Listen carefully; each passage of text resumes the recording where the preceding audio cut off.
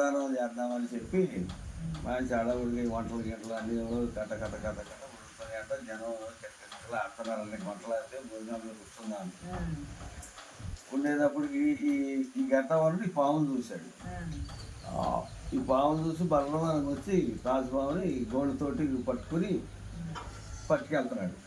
పట్టుకెళ్తున్న వాడికి తాజుపాము ఈ గోళ్ళు గుచ్చి ఒత్తుడు తట్టుకోలేక ఈ యశాన్ని అలా అలా వదిలేపాటిగా యశం ఏడా ఈ ఆహారాల్లో పడింది. ఈ యశం ఈ లొండే ఆహారాల్లో పడేవాటికి ఈ ఆహారాన్ని వడ్డెత్తం మొదలు పెట్టారు. జనానికి ఎవరికి తెలియదు కదా యశం పడిందని. ఈ జనం వడ్డెత్తం మొదలు పెట్టేటప్పటికి ఈ తిన్నాడు మాత్రం ఎక్కడోళ్ళు అక్కడ అన్నం పడిపోయి పట్టుకొని చచ్చిపోతారు.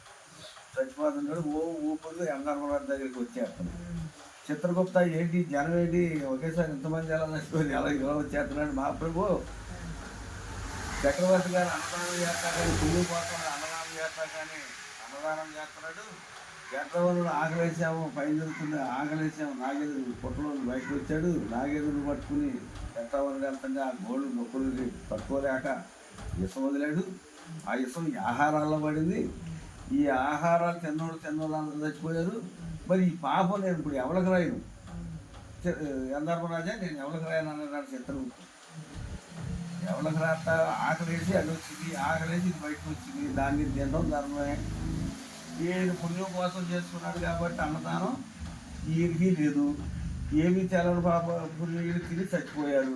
మరి ఎవరికి రాద్దామంటే ఎవరికి రాద్దాం ఎందరు చిత్రగుప్త ఒకసారి జనం ఏం చెప్పుకోవడం పరిశీలించాను అన్నట్టు. ఇడ్డూరాలుగా చెప్పుకుంటున్నారు అన్నట్టు. వాళ్ళకి రాసేవారు అన్నట్టు. అలా కాదు ఏది చెప్పుకుని వాళ్ళకి రాసేవారు అన్నట్టు. ఏది అచ్చరికి ఇచ్చరికి ఇసుకు పోసారు ఇది పోసారు అది పోసారు రాజుగారు చెప్పాడు లేదా చెప్పుకుంటారు కదా వాళ్ళకి అలాగే రాసేసే ఈ పాపాన్ని అన్నాడు. అట్లాగే